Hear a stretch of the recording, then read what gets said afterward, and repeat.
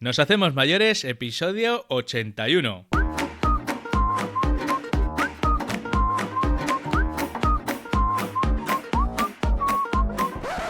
Buenos días y ser bienvenidos a Nos hacemos mayores, el podcast donde aprendemos a mejorar la vida de la gente mayor. Soy Donato Real y aquí conversamos con profesionales que nos ayudan a entender mejor esta etapa de la vida y a mirar el envejecimiento con más sentido y más humanidad.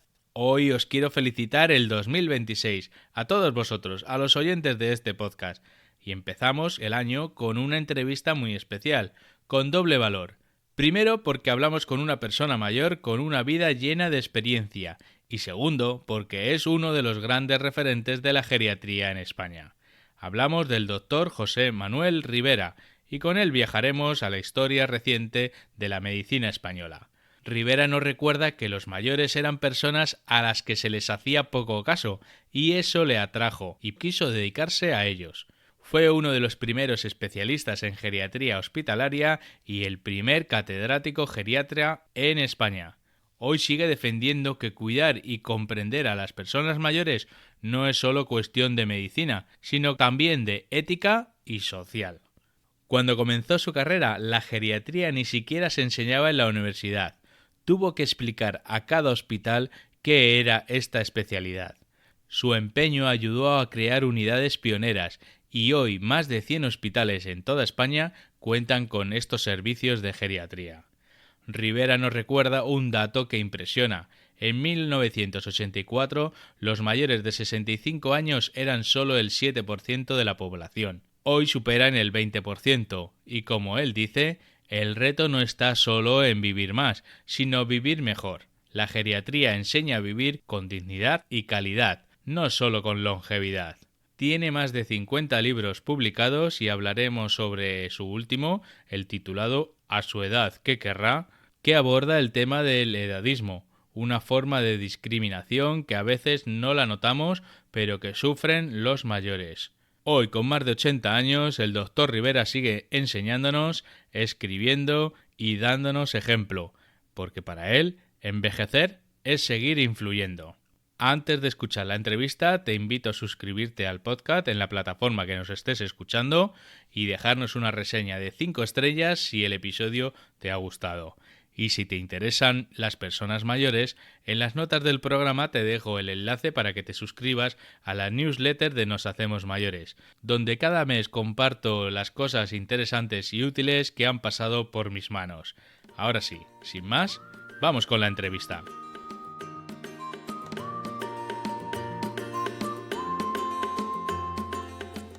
Hola, doctor Ribera.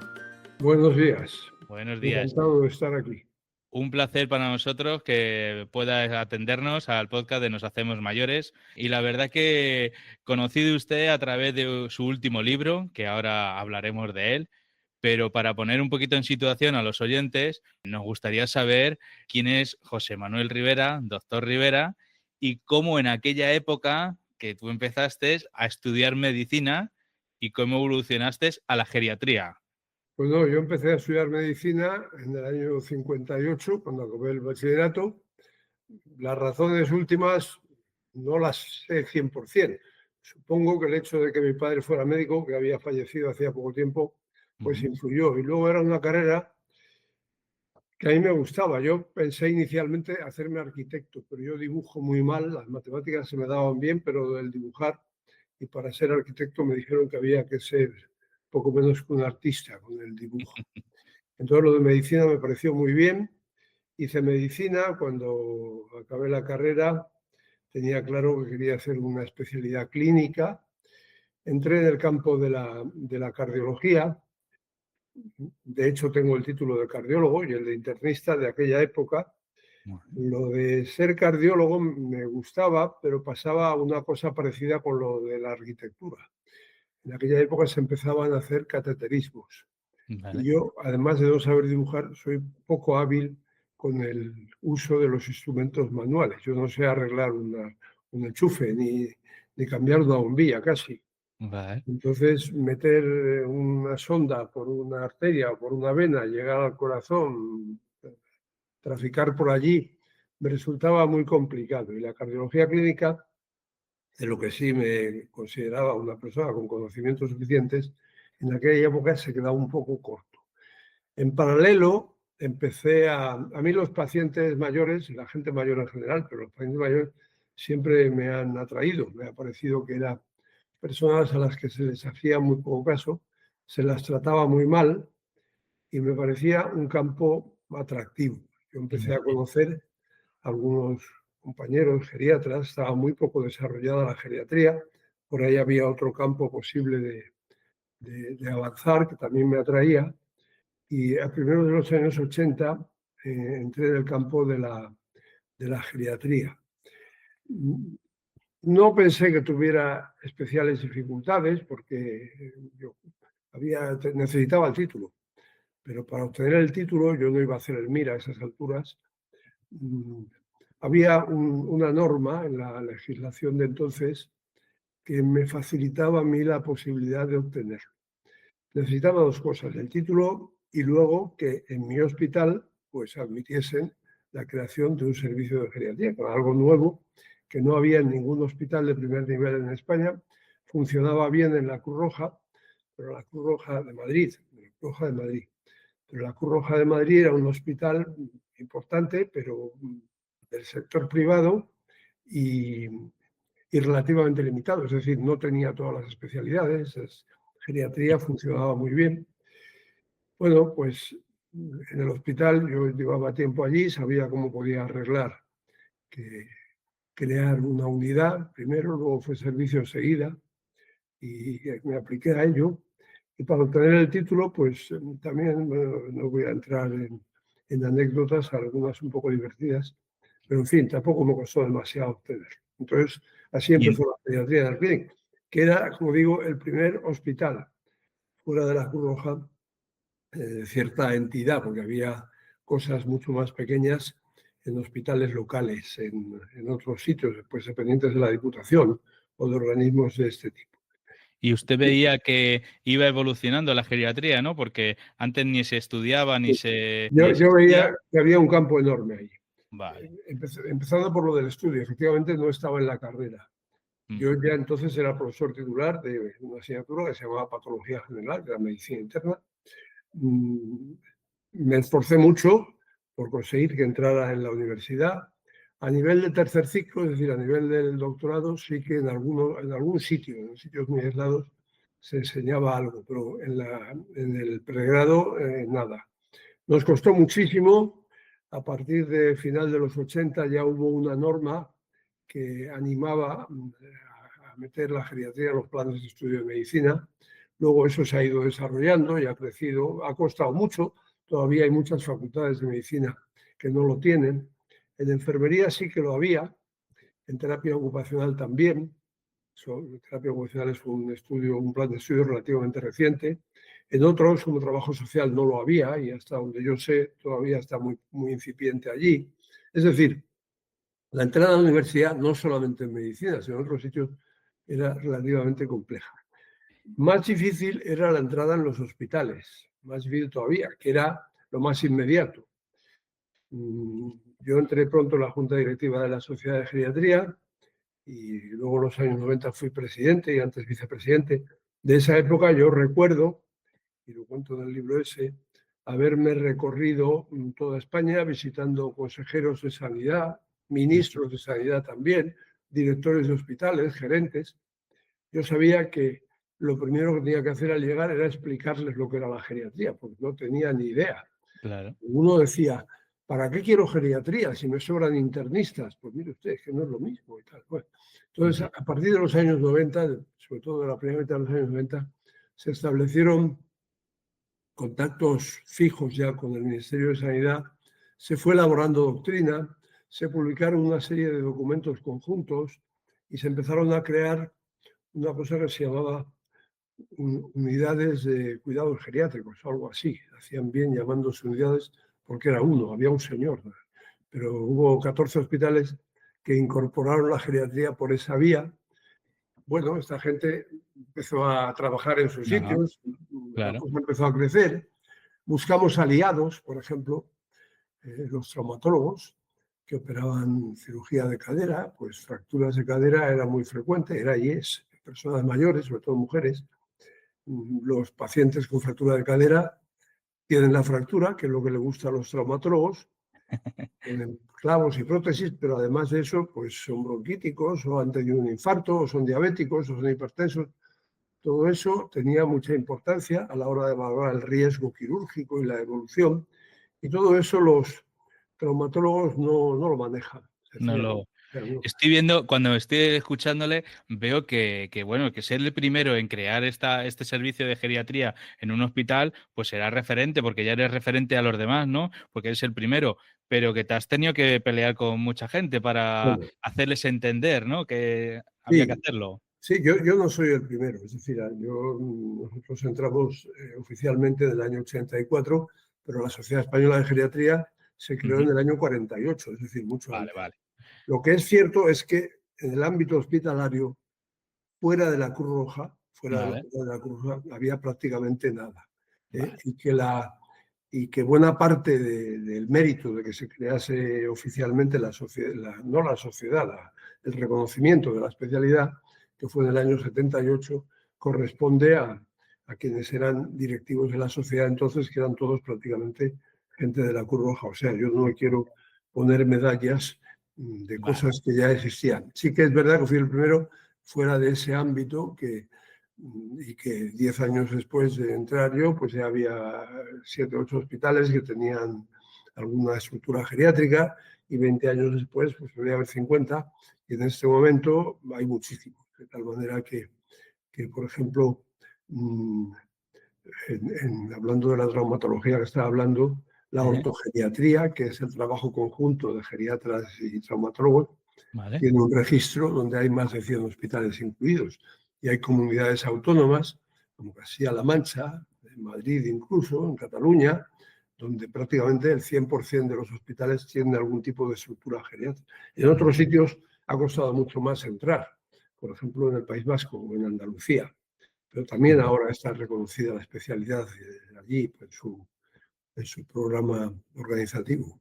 y es que en todos estos años ha ido cambiando la evolución, la esperanza de vida es más grande, los mayores pues siguen envejeciendo más tiempo y podemos aprender más de ellos. ¿Cómo has visto tú esta evolución? Antes se les hacía poco caso y ahora más. Bueno, que se les hacía poco caso, desde luego, y ahora no se les hace demasiado tampoco. Pero es verdad que la demografía ha ayudado. Es decir, cuando yo entré, en el año 84, por ejemplo, más de 65 años era el 7% de la población española. Ahora es el 20%. ¿Eh? La Bueno, esperanza de vida media entonces estaba en 70 y tantos años, cerca de 80. Ahora está la esperanza de vida media al nacer, es decir, lo que va a vivir el 50% de la gente que nace en un momento determinado y en un sitio determinado. Pues la esperanza de vida en España al nacer en este momento está para 86 años en las mujeres, un poquito más, 82 en los hombres. Las expectativas son que eso va a ir para arriba. Hoy, en el año 25, hay cerca de 20.000 centenarios. En el año 2000 no llegaban a 3.000. ¿Eh? Es decir, el envejecimiento de la población va asociado pues, a muchas cosas, entre otras, a que determinados tipos de enfermedades que antes mataban casi a la fuerza ujú, o ayudaban, tenían una expectativa de vida relativamente corta, ahora se haya conseguido cronificarlas y duren mucho más. Estoy hablando, pues, por ejemplo, de patología cardíaca, infartos de miocardio, o algunos tumores, patología oncológica o sí, patología respiratoria crónica, es decir, por supuesto, patología particular.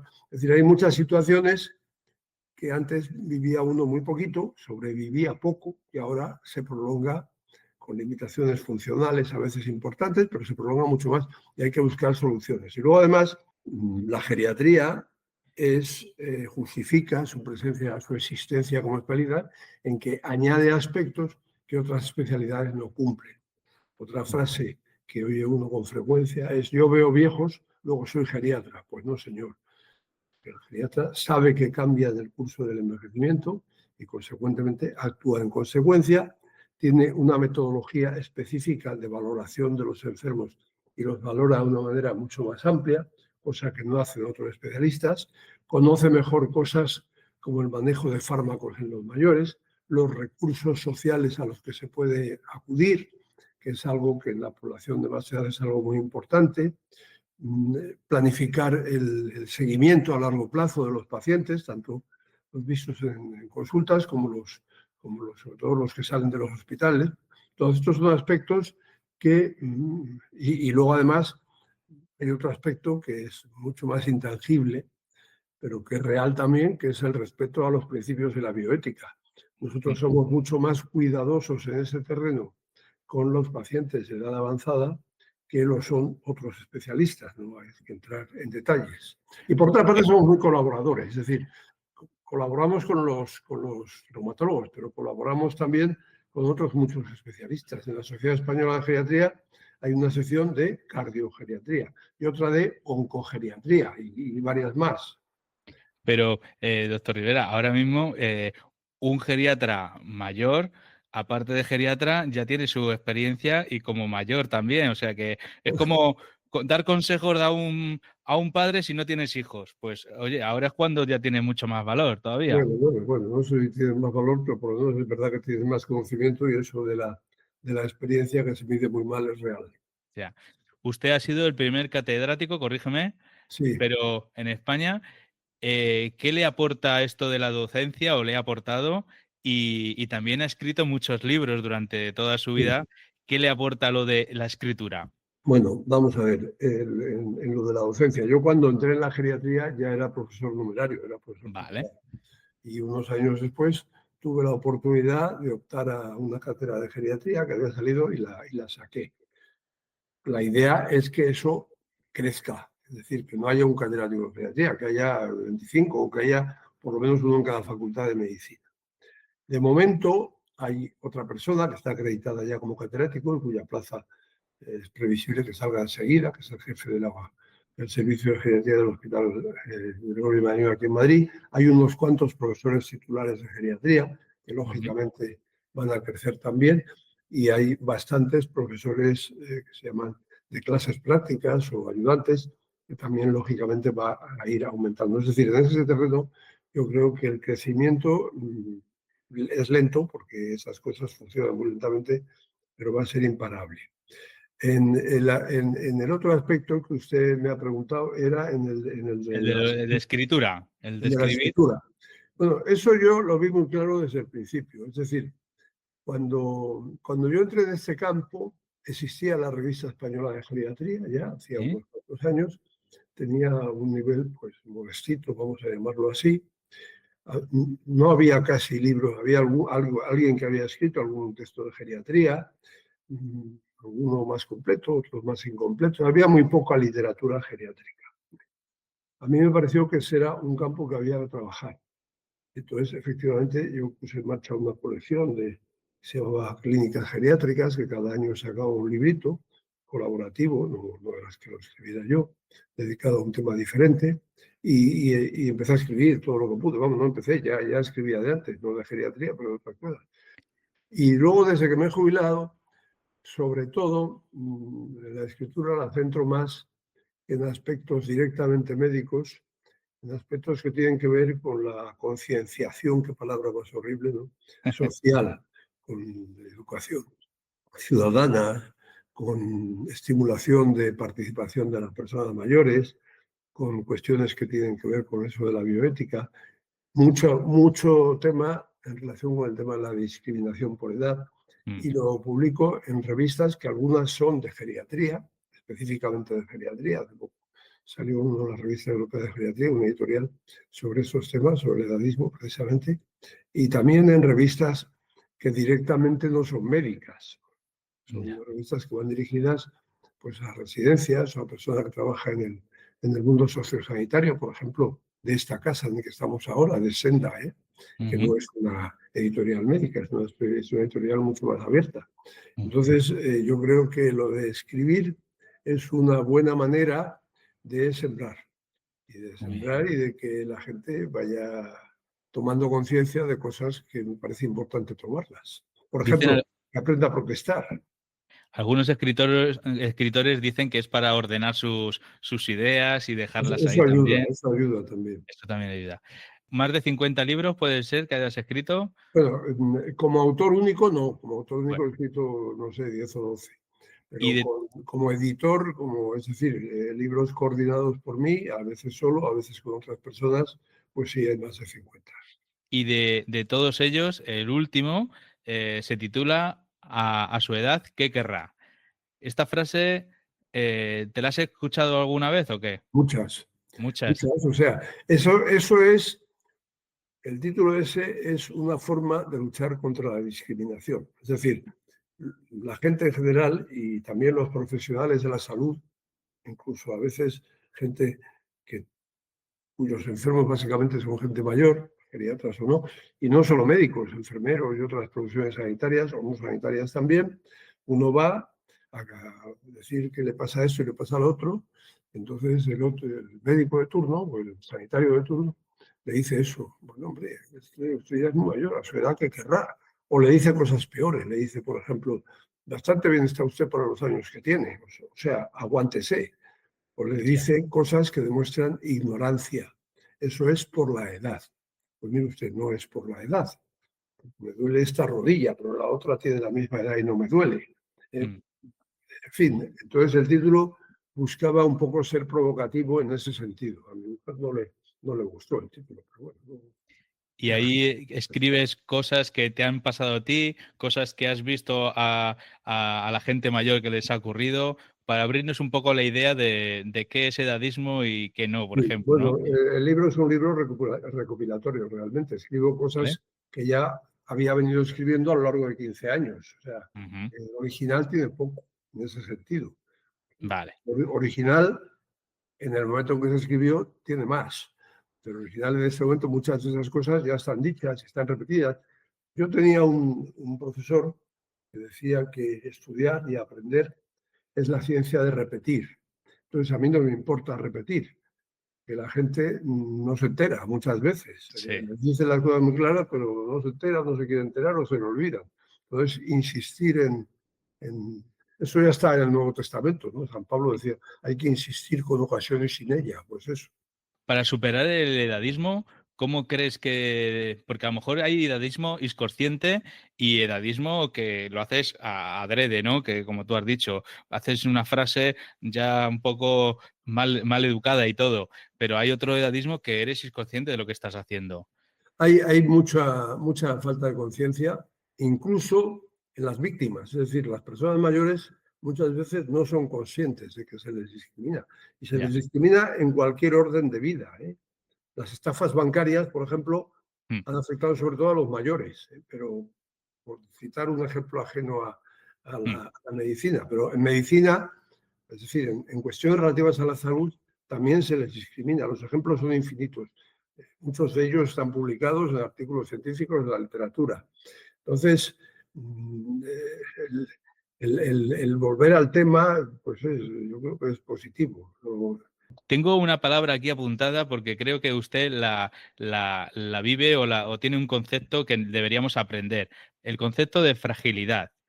Ese es un concepto técnico. Hay una interpretación de lo de fragilidad que es universal y que ¿Vale? un cristal es frágil, pues se rompe. Es decir, la palabra fragilidad no la hemos inventado nosotros. Pero desde el punto de vista de la medicina, no ya solo de la geriatría, hace 15 o 20 años, quizá un poco más, se empieza a hablar de paciente frágil y se define el paciente frágil en base a una serie de características que se miden a través de una serie de cuestionarios o de...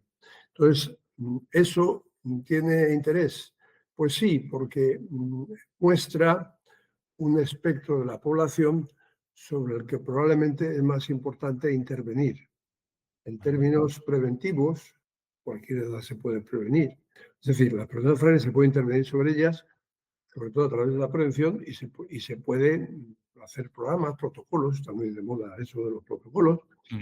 y entonces pues es interesante. Yo no voy a desarrollar aquí lo que es la fragilidad, porque nos llevaría mucho tiempo, pero sí que creo que es bueno estar informados de que cuando se habla de fragilidad en medicina y en geriatría, pues no se habla en términos generales. Cuando se dice ese señor está muy débil, bueno, pues eso es una generalización.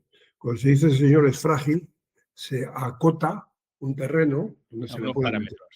Y es importante saber que ni todos los viejos, por definición, son frágiles, ni todos los frágiles son viejos. Es decir, hay gente que se ajusta al concepto técnico de fragilidad y que tiene 58 años o lo que sean, y hay gente con 90, pues que probablemente no se puede decir que sea frágil, que no cumple los criterios. O sea, eso es lo que yo diría en relación con el tema de la fragilidad. ¿Y la sanidad cómo la podríamos humanizar más? ¿Cómo podríamos hacer que fuera más, no, que no fuéramos a un hospital ya vamos recelosos, ya con una tensión? Esa pregunta es muy difícil y probablemente tiene respuestas multifactoriales. Ajá, No hay una varita mágica. Uno de los aspectos que yo creo que es fundamental es la educación, es decir, educar a la gente. La mala educación es algo que te lo encuentras en cualquier, te lo encuentras en el fútbol, pero te lo encuentras sí, también en esferas académicas. Es decir, ya, no es algo, eso está muy extendido. Entonces, educar a la gente y educar a la gente en el respeto a quien es mayor, pues es, yo creo, la principal vía de luchar contra este sentimiento social que es real. Y luego al lado de la educación, pues ya para aspectos concretos puede haber otras muchas. Por ejemplo, en el campo de la salud, evidentemente, conocer que hay discriminación y evitarlo o aplicar los principios de la bioética, el principio de autonomía o el principio de beneficencia. Son vías que ayudan. A partir de ahí, bueno, pues las derivadas son muchísimas. la educación empieza de jóvenes. Sí, Deberíamos tener más espacios para que los jóvenes estén con los mayores y así aprendan de los mayores y les respeten y aprendan a que hay que respetarles, ¿no? pues probablemente, probablemente. O sea, hay algo que hay que tener en cuenta y es que las situaciones son muy diferentes en unos casos que en otros. Mm, No es lo mismo vivir en una ciudad grande que vivir en el campo, no es lo mismo tener una familia interesada por la cultura que no, no es lo mismo la economía también cuenta, es decir, hay muchas posibilidades de poder moverse en unos campos o en otros. ya. Entonces, eso también tiene su traducción en el tema de la geriatría. O sea, 100 niños de un mes son todos iguales. Mm, 80 años después, si viven, no se parecen en nada. La ya. variabilidad, las trayectorias vitales se diferencian muchísimo. Por eso, también en la medicina geriátrica, generalizar es muy difícil. Ya. No hay reglas comunes. Hay algunas, pero no muchas. Y si tuviera, por ejemplo, a los jóvenes que están estudiando geriatría, ¿cómo les estimularía? ¿Cómo les...? Pues que es una geriatría, no es muy llamativa no muy atractiva para estudiar, ¿no? Bueno, eso da en gustos. Es decir, Me gusta. Sí, claro. ¿alguien es más a papá o a mamá? Pues no sé. Cuando yo entré en la geriatría, gente que conozco y buenos amigos decían, ¿cómo te metes ahí? Si eso es muy triste, porque se mueren todos. Y además, pues ni se mueren todos ni es muy triste. Se Ya. mueren algunos, otros duran muchísimos años. Ya. Y de tristeza nada, es gente, como es gente a la que se le hace poco caso, si les haces caso es gente muy agradecida. O sea, yo creo que ese es un aspecto de cómo se motiva a los que estudian. Hombre, el que estudia geriatría, es decir, el residente de geriatría, se supone que ya está motivado, porque si no hubiera elegido otra especialidad. O sea, Ya. eso es lo primero. A los estudiantes, la manera de motivarlos, que se interesen por la geriatría, sean luego geriatras o no, pues es darla a conocer. Es decir, lo que no se conoce no se valora. ¿Eh? Muy bien. Sí, Los sí. grandes profesores de cardiología generan legión de cardiólogos. ¿Eh? Los, los de Des- sofrología, que es una cosa de la que mejor no hablar, pues no generan sofrólogos. ¿Por qué? Pues porque se vende peor. Lógicamente, menos mal que se vende peor. Eh, Te yo entiendo, creo te que es entiendo. darla a conocer. Por ejemplo, después de tantos años dedicándote a la geriatría, al conocimiento de las personas mayores, ¿qué te han enseñado ellos a ti? Enseñado, pero no de esas cosas que se aprenden en los libros. Bueno, ya yo creo que en buena parte de lo que llevamos hablando va la respuesta a esa pregunta. Sí. A mí me han enseñado muchas cosas. Me han enseñado que son muy agradecidos, ya lo he dicho. Me han enseñado que son pacientes en general, ¿eh? Pacientes en el sentido que tienen paciencia, ¿eh? Que toleran, son más tolerantes que la gente más joven en general. Ya he dicho que las generalizaciones son imposibles. Me han enseñado, me han estimulado a hacer más cosas y a moverme más en este campo. No sé, probablemente si estoy más rato dándole vueltas, pues podría Salen decir más cosas. cosas, pero muchas cosas. Aparte que yo ya estoy dentro del grupo hace mucho tiempo, o sea que no me puedo considerar mayor. Me puedo, no, soy mayor. Doctor Rivera, si le dejase un minuto ahora, ¿qué le gustaría dejar de legado pues a todos estos oyentes? Bueno, primero que se interesen por los mayores. Segundo, que no discriminen en su vida diaria, lo digo ya, por supuesto en la profesión, sean sanitarios o no. Que eduquen a sus hijos y a sus nietos en el respeto. Y de manera específica a las personas mayores, yo les diría que se mantengan activas. La actividad es fundamental, la actividad física. La actividad mental viene detrás de la actividad física y suele acompañar. Mantengan activas. No es una recomendación original, es una recomendación de Naciones Unidas. La Asamblea Mundial del Envejecimiento, en su última edición, que fue ya hace más de 20 años, elaboraba una doctrina muy extensa sobre el envejecimiento activo. Y al lado del envejecimiento activo, yo hablaría del envejecimiento participativo, que se asocien, porque además la única manera de avanzar, o no es la única manera, pero la manera más importante de avanzar es protestar, ¿eh? En España hay un refrán que dice: el que no llora no mama, y eso es aplicable a esto que estamos hablando ahora. Sí. Los viejecitos o las personas de mayor edad del País Vasco se reúnen en Bilbao cada domingo, cada 2 domingos, montan un numerito, plan de manifestación, y consiguen muchas más cosas que las que se han conseguido en otros sitios. Lo de protestar, hay razones más que suficientes para hacerlo, y eso, a través de la participación, es una buena vía para lograrlo. Pues esas cosas les diría. Doctor Rivera, muchas gracias. Antes de terminar, siempre hacemos 5 preguntillas al invitado en general. Dinos una afición tuya. Bueno, yo tengo muchas aficiones. Una que he tenido y que ahora ya por razones físicas la practico muchísimo menos, era el tenis, por ejemplo. Yo he jugado al Muy bien. tenis toda mi vida y me ha gustado y era una manera de relajarse, ¿eh? Ahora tengo dificultades para poder hacerlo, sobre todo por problemas de vista. Dime una persona referente o una entidad referente que has tenido o tienes en tu vida. Bueno, ha habido unas cuantas. Omito el ámbito de la familia, pues una persona referente fue un señor que le conocí relativamente bien, que fue el que organizó y puso en marcha una cosa que se llama la Asociación Internacional de Médicos para la Prevención de la Guerra Nuclear. Se ha muerto con 100 años hace uno, se llamaba Bernard Laun. Recibimos, porque yo era de la asociación también, el Premio Nobel de la Paz del año 65. Y esto es uno de los señores más lúcidos y con mejor capacidad de comunicación que he conocido. Otro sería el catedrático que me motivó a mí para entrar en el mundo de la medicina clínica, que era don José Casas, que se murió hace mucho tiempo. Y luego ya, de generaciones más recientes hay muchos, pero mejor no vamos a entrar en detalle. Me quedo con esos dos y les echaré un vistazo a ver qué puedo aprender de ellos. Bernard Laun, Lown. Nos hacemos mayores, pero seguimos aprendiendo. Dime una cosa, la última cosa que has aprendido o que estás ahora aprendiendo, porque seguro que hay algo. Pues sí, cada día aprende uno cosas.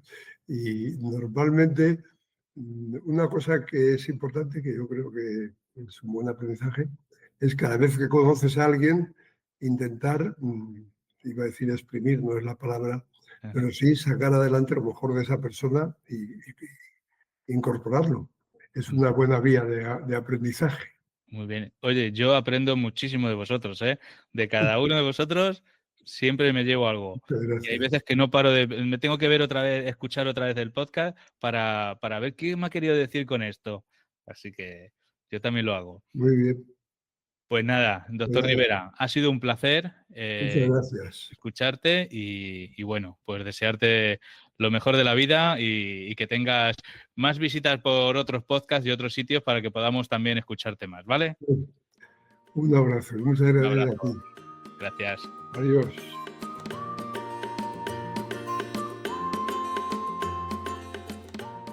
Nada más, ahora cuando acabe voy a dedicarle un ratito como cada semana a seguir escribiendo el libro, que aunque todavía no tiene título, me está encantando escribirlo y es un libro sobre cuidado, sobre vida y que espero que algún día pues se publique y que vosotros lo podáis leer y disfrutar como lo estoy haciendo yo. Y ahora, como siempre, para terminar, recuerda que tú también puedes participar en este podcast, que si tienes algo que nos pueda ayudar a los demás, no te lo guardes y compártelo con nosotros, déjamelo en un comentario o mándame un correo a contacto@noshacemosmayores.com. Espero que sean de interés todos estos capítulos de podcast que hacemos y que los compartas con tus amigos, padres o personas que les pueda interesar. Búscanos en Google o en YouTube, Nos Hacemos Mayores, y muy importante que te suscribas para que te avisen cuando salga el próximo episodio. Déjame esa puntuación de 5 estrellas y que sepas que si haces alguna de estas acciones, pues también nos estás ayudando a hacer más visible este proyecto. Te dejo toda la información abajo en las notas del programa y claro está que te invito a volvernos a escuchar en el próximo episodio. ¡Un abrazo!